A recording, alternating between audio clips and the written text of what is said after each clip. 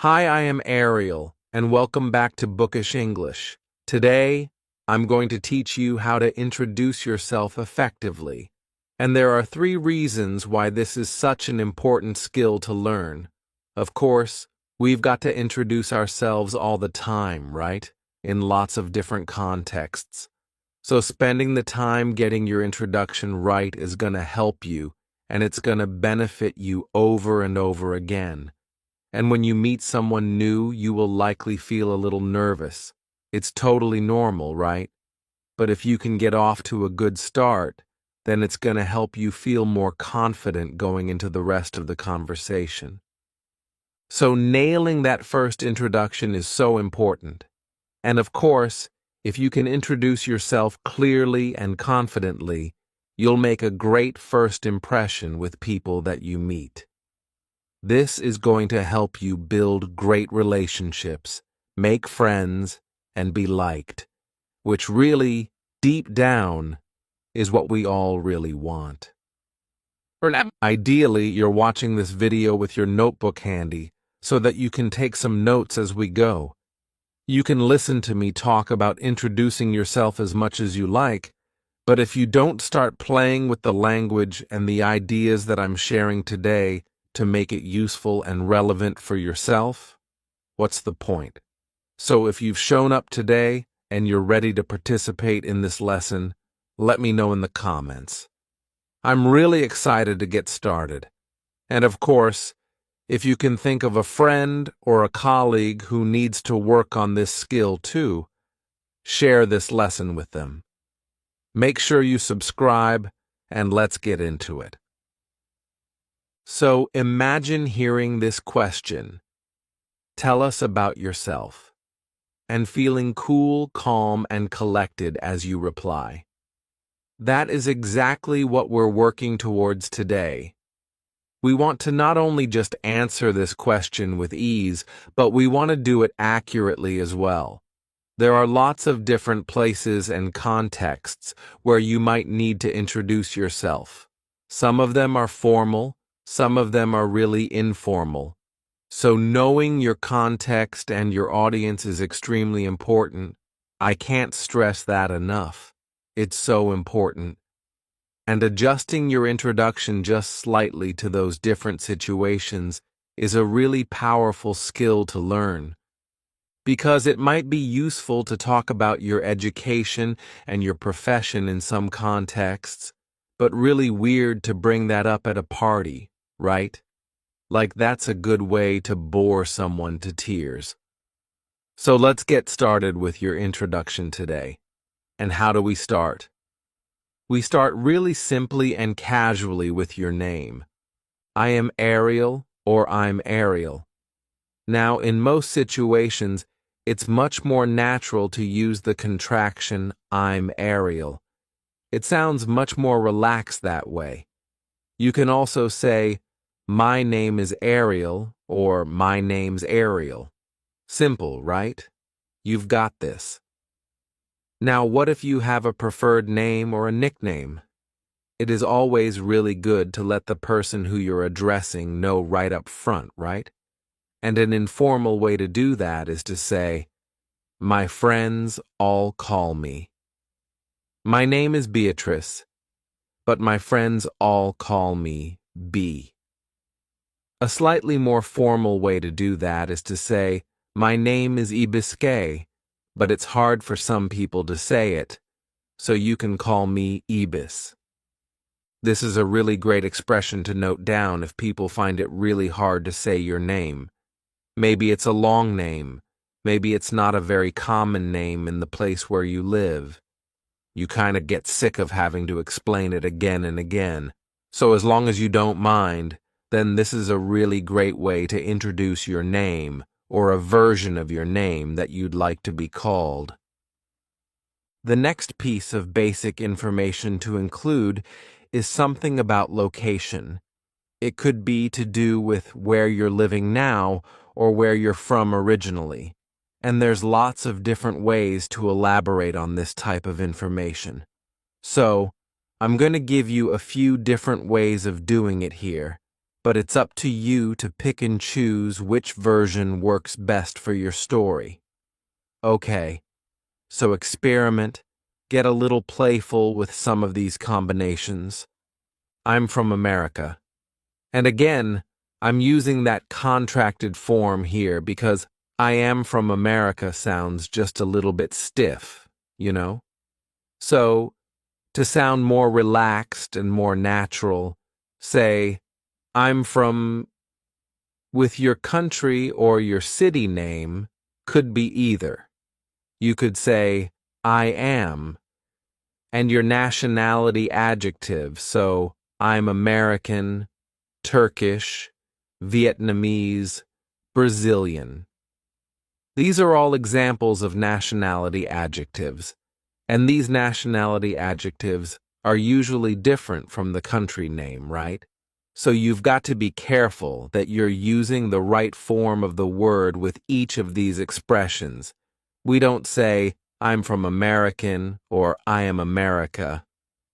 Now, if you said, I'm from Washington, it's actually not super clear whether that's the place where you live now or where you're from originally.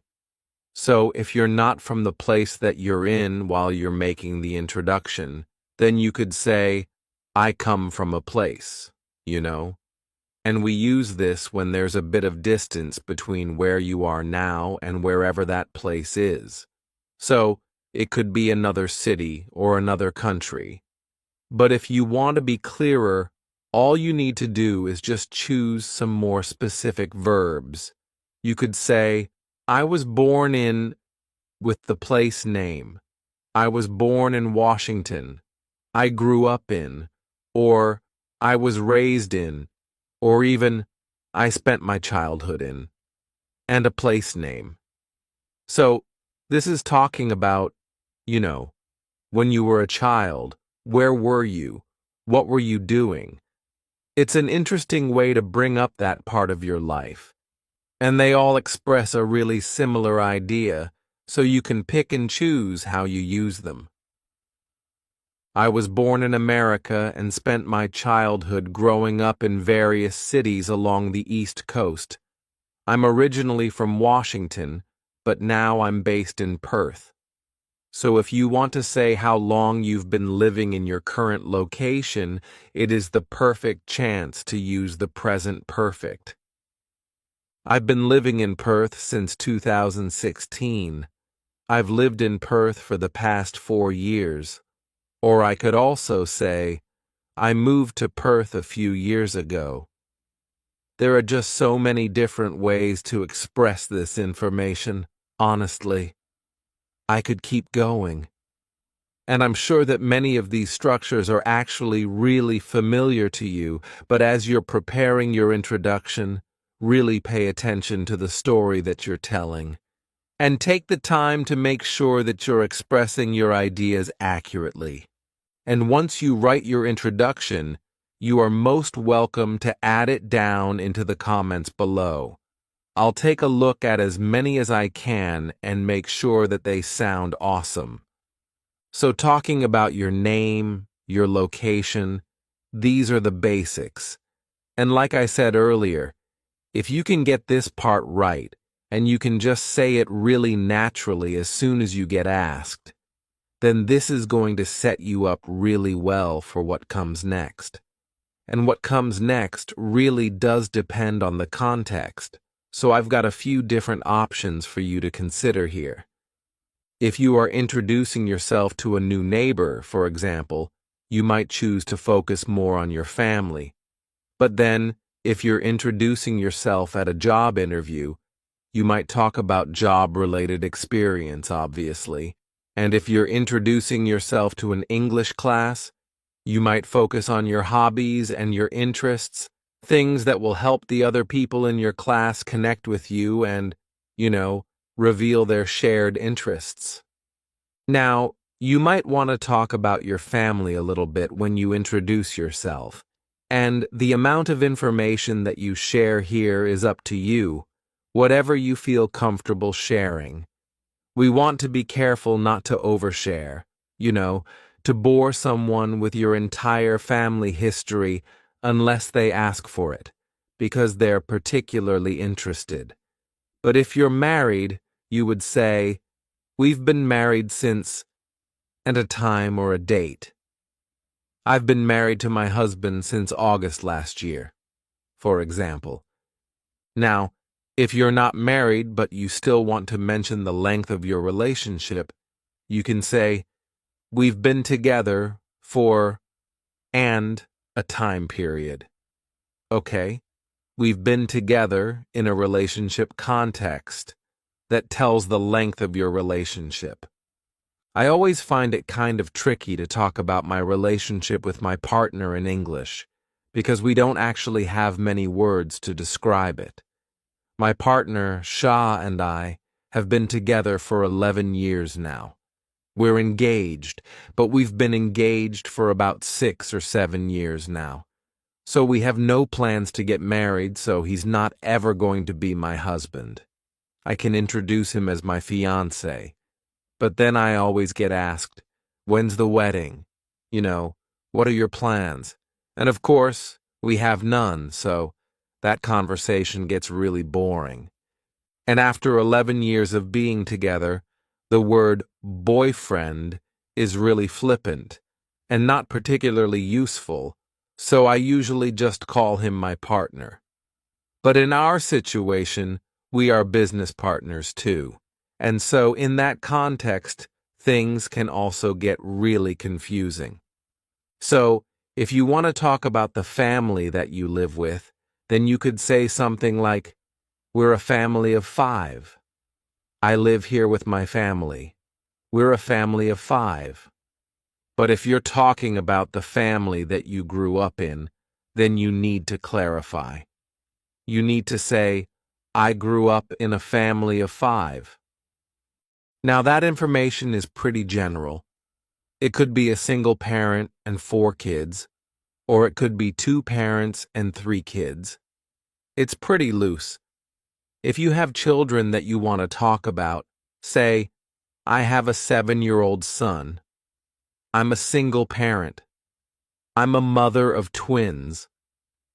And it's really nice to add a little bit of commentary around family members just to make it a bit more interesting. You could say, "I'm a single mom. I've got twin girls. They're 5 years old. And they just started school this year, so it's been pretty exciting for us." And the reason why adding just a little bit of this type of information is so great is because it gives hints and clues to the person that you're talking to help them continue the conversation in a really positive way. They could ask, "What school are they going to?" Or maybe comment and say, "Now that they're at school, you must feel like you've got so much time to yourself again." Something like that. When you're talking about your brothers and sisters, of course, you can say, "I've got 3 sisters." But it's a bit of a mouthful to say, "I've got 2 brothers and 3 sisters," right? So instead, we use the word siblings to talk about brothers and sisters. It's quite general. 2 brothers and a sister would equal 3 siblings. I have 3 siblings. Now, when you say that, it doesn't include you. Okay, you're talking about the other children in your family. If you want to include you, say, "I am one of 4 siblings." And if you've got no siblings, then you're an only child. I'm an only child. You might also want to talk about your extended family. Now, this is a really, really great expression to use when you're talking about aunties, uncles, grandparents, cousins. By saying extended family, you're including all of them. You don't have to go into detail about who and how many, and all of that kind of thing. I live in Perth, but most of my extended family lives in Washington. But saying extended family means you don't need to list out everyone, right? So you might want to talk about interests or hobbies, things that you do outside of work. We'll talk about work in a second, so don't jump ahead. But to talk about hobbies, you might say, I enjoy with a noun. I enjoy baking. Don't say, I enjoy to bake, right? Enjoy as a verb is always followed by a noun, and this is a gerund, okay? You can always say I like or I love with a noun. So, I love playing football, for example. But the verbs like and love, they can be followed by a gerund or the verb infinitive, and the meaning stays the same. So, you can also say, I love to play football. The meaning is exactly the same. You could say, I'm really into something. And this is a really great, a really natural way of talking about the things that you like. I'm really into jazz music. Now, having a couple of interesting things to include about yourself in your introduction is so useful in lots of different contexts.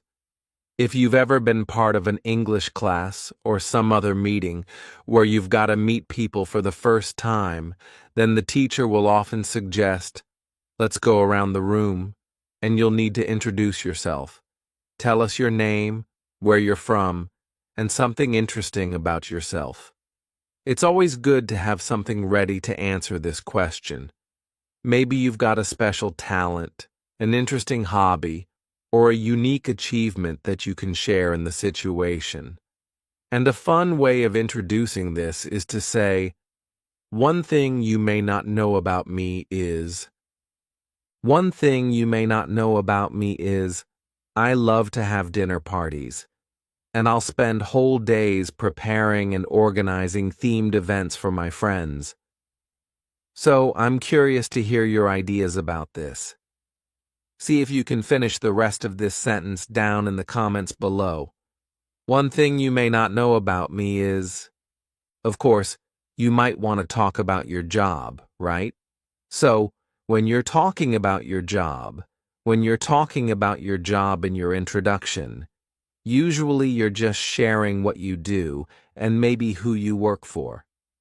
And again, there are lots of different ways to talk about your work, the company, etc. But what we really want to do today is make sure you're doing it accurately.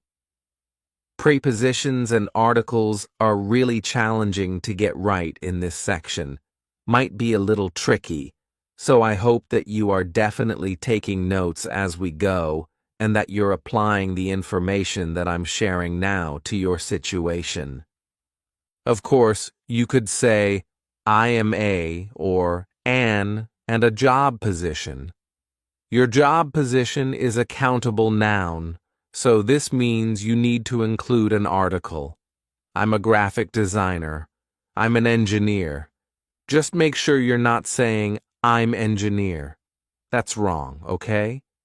And if there's only one of your roles within your company, then you definitely can use the definite article, the. Okay? I talk more about definite and indefinite articles up here in this video, but you could say, I am the CEO of a tech company, or I am the owner of a florist. You could also talk really generally about the field or the industry that you work in by using in. I work in and the industry. I work in marketing. I work in construction. I work in design. Now, if you want to say which company employs you, then you can use either at or for with the company name. So you might say, I work at Vogue, or I work at an architecture firm, or I work for the government. Do you work for yourself? Are you your own boss? Well, in this case, you could say, I work for myself. I'm self-employed. Or, I run my own business. And here's a little hint. If you're unsure about how to talk about your job in your industry, as it relates to your industry, then listen to others who are from your industry introduce themselves. Lots of TED Talks or lots of industry-relevant videos around where you can listen to people introduce themselves in that context, and learn from them. You may want to talk about education or your qualifications in your introduction, and this is most common in a professional context, maybe in an interview or, a work context. And again, there's lots of different ways that you can do this. You could say, I have a degree with an industry like architecture or design. I have a degree in engineering. You can also say, I'm a qualified with your job title. I'm a qualified engineer. I'm a qualified architect. Now notice that I'm using the job title and not the industry there, okay? Sounds similar to saying, I'm an architect, but the difference is that the adjective qualified clarifies your status. Add it if it feels important to clarify, given the context. Maybe in an interview it's relevant, but there's no need to tell someone at a party that you're a qualified engineer, all right? In that context, you would just say, I'm an engineer. If you're studying at university now, then some of these expressions are going to be really useful. I'm studying with the industry. I'm studying environmental science. Or it could also be the name of your degree as well. I'm studying applied science. I'm completing a PhD in, and whatever the research area is, maybe it's public health. I'm completing a PhD in public health. I'm in my final year of something degree. I'm in my final year of an economics degree. I'm nearing the end of my studies is another way of expressing that. And maybe you're undertaking some less formal training. And that's totally cool as well. You might want to say, I'm currently taking an online course to upskill, or I'm doing an extra course to improve my skills in that area, something like that. So, by now, you should have a whole list of dot point ideas that we can start to build your introduction around. For me, we could say, I'm American. I live in Perth. I'm originally from Washington. Interests, hobbies. I love swimming in the ocean every morning. I'm a qualified English teacher. I teach on YouTube. I'm interested in businesses and startups. Great. Okay, have you got your list ready too? If not, just hit pause now, pause the video, write out your list, and then continue on. Because now, we need to find a way to pull all of those ideas together, okay? We want to make sure that your sentences flow together and that they sound really natural as you speak or you say your introduction. And to do that, we need to combine these ideas into some longer sentences and add a few grammatical words to help. Hi, I'm Ariel. I was born in Washington, and I grew up in various cities along the east coast of America. I've been living in Perth on the west coast of America with my partner for the past 4 years, and we absolutely love it, especially early morning ocean swims. I'm a qualified English teacher, and I teach students online, and I also have an interest in business and startups as well. One thing you may not know about me is that I teach millions of students each month on my YouTube channel. Now, obviously you know that about me, but most people I meet don't, so it's always an interesting conversation starter. This is the type of script that I want you to write now. All right? And once you've got it written down, make sure you share it down in the comments below so that I can give you some feedback and some corrections to help you improve it if you need it. The sooner you get your introduction written and shared down below, the better, the more likely I'll be to see it and be able to respond. I definitely love to see you each commenting and giving support and constructive feedback to each other down in the comments below. It's so helpful, and it helps everyone to keep improving together. Now, once you have your script prepared and reviewed, save it on your phone, make a recording of it, whatever it takes to just have it with you regularly, okay? And you need to practice it out loud. All right? On a daily basis. Don't just read it. Practice how it sounds, how it comes out of your mouth. This is going to help you to speak more naturally, feel more comfortable as you are saying the words and the sounds and connecting those things together. It's really, really important that you practice out loud daily until you nail this. But even before then, start practicing it in real English situations. It's probably not going to be perfect at first, but you will get better every time you put it into that context. And you put yourself into that situation, or you hear that question, "Tell me about yourself." And you might freeze at first, but it's going to change over time. You've prepared for this. You've got your answers ready. You don't need to panic. And that is the kind of headspace and feeling that you need to step into a conversation with. I hope this lesson was really practical, really useful for you. And if you're ready to keep building your conversation skills and learn how to keep your conversation going after you've introduced yourself, we'll move along to this lesson right here where we'll practice some small talk conversation starters together. I'll see you in there.